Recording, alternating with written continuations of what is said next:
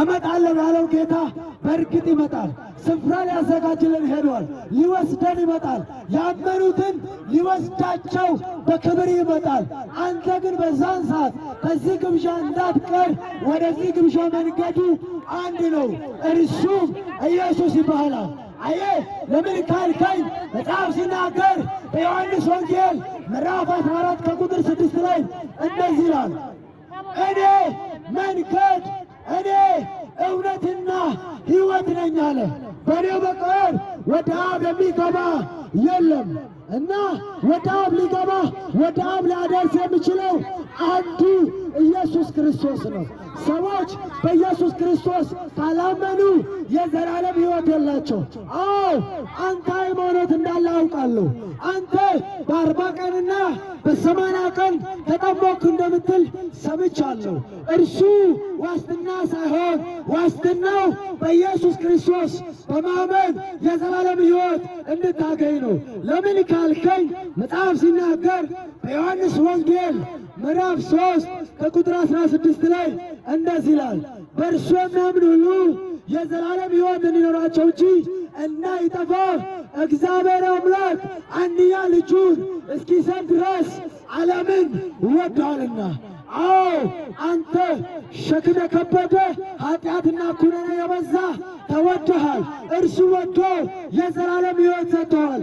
ለምን ካልከኝ ስለ አንተ ሲናገር መጽሐፍ ቅዱስ እንደዚህ ይላል፣ እግዚአብሔር በክርስቶስ ሆኖ ዓለምን ከራሱ ጋር ያስታርቅ ነበረ፣ በደላቸውንም አይቆጥርባቸውም።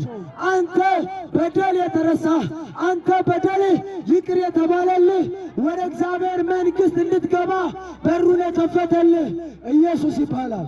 አሁን በክርስቶስ በማመን የዘላለም ሕይወት ታገኝ ዘንድ መልእክት እነግርሃለን።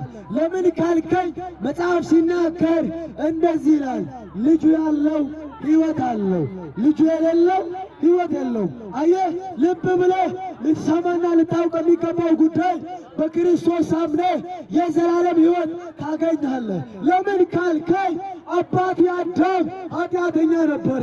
በአንዱ አለመታዘዝ ብዙዎች ኃጢአተኛ እንደሆኑ በአንዱ መታዘዝ ብዙዎች ይጠልቁና ጻድቅ የሆኑ ዘንድ እግዚአብሔር አምላክ ኢየሱስ ክርስቶስን መስዋዕት አድርጎታል። ለምን ካልከኝ ዮሐንስ ሲናገር እንደዚህ ይላል፣ እነሆ የዓለምን ኃጢአት የሚያስወግድ የእግዚአብሔር በግ። ይህ በግ ከገባ ኃጢአት አይቆጠርም። ይህ በግ ከገባ በደል አይታይም። ለምን ካልከኝ እኛ በእርሱ ሆነን የእግዚአብሔር ጽድቅ እንድንሆን ኃጢአት ያላወቀውን እርሱን ስለኛ ኃጢአት አደረገው። አዎ እኔ አሁን ጻድቅ ነኝ። አዎ እኔ እግዚአብሔር ልጅ ነኝ። አዎ እኔ አሁን የዘላለም ሕይወት አለኝ። ለምን ካልከኝ የሞተውን ጌታ ተቀብዬ የዘላለም ሕይወት አግኝቻለሁ። አንተ ግን ጻድቅ መሆን ከፈለግ በመስራትና ጾም ጸሎት በመጸለይ የምታመጣው ጽድቅ የለም። እሱ መርገም ጨርቅ ነው። ከሰው መካከል ጻድቅ የተባሉ ነበረ። አሁን ግን በክርስቶስ አንተ ጻድቅ መሆን ትችላለህ። አዎ የእግዚአብሔር ወገን ከእግዚአብሔር ጋር መታረቅ ትችላለህ።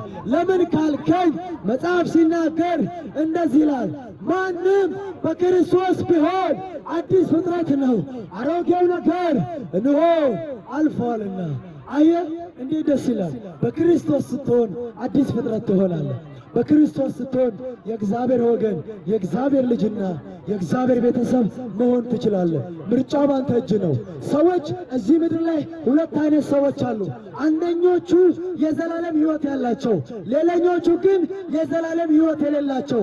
አዎ በዛ ቢባል እዚህ ምድር ላይ የምትነግደው ለ70 እና ለ80 ዓመት ነው የምትሯሯጡት። ከዛ ያለው ዳዊት ሲናገር ድካም ነው አለ እና በዚህኛው ሩጫ ውስጥ መምረጥ አለብህ። አንድ ነገር አለ፣ ዘላለም ሕይወት የሚባል። ለምን ካልከኝ መጽሐፍ ሲናገር እንደዚህ ይላል፣ በዕብራውያን መጽሐፍ ምዕራፍ 1 ከቁጥር 1 ላይ እንደዚህ የሚል ቃል አለ፣ ከጥንት ጀምሮ እግዚአብሔር በብዙ መንገድ በብዙ ጎዳና ለአባቶቻችን ተናገረ። በዚህ ዘመን መጨረሻ ሁሉን ወራሽ ባደረገው በአንድያ ልጁ ለኔ ለኛ ተናገረን። ለኔ ላንተ የነገረው መልእክት አንድ ነው። ዮሐንስ ሲናገር እንደዚህ ይላል፣ እውነት እውነት እላችኋለሁ በእኔ የሚያምን የዘላለም ሕይወት አለው። እውነት እውነት እላችኋለሁ በእኔ የሚያምን በላከኝ የሚያምን የዘላለም ሕይወት አለው እንጂ ወደ ፍርድ አይመጣም። ይሄ የክርስቶስ መልክ ነው። እውነተኛ አምላክ የሆንክ አንተ ብቻ የላከውን ኢየሱስ ክርስቶስን ያውቁ ዘንድ ይቺ የዘላለም ሕይወት ነች። ይህን የተናገረው ጌታችን ኢየሱስ ክርስቶስ ነው።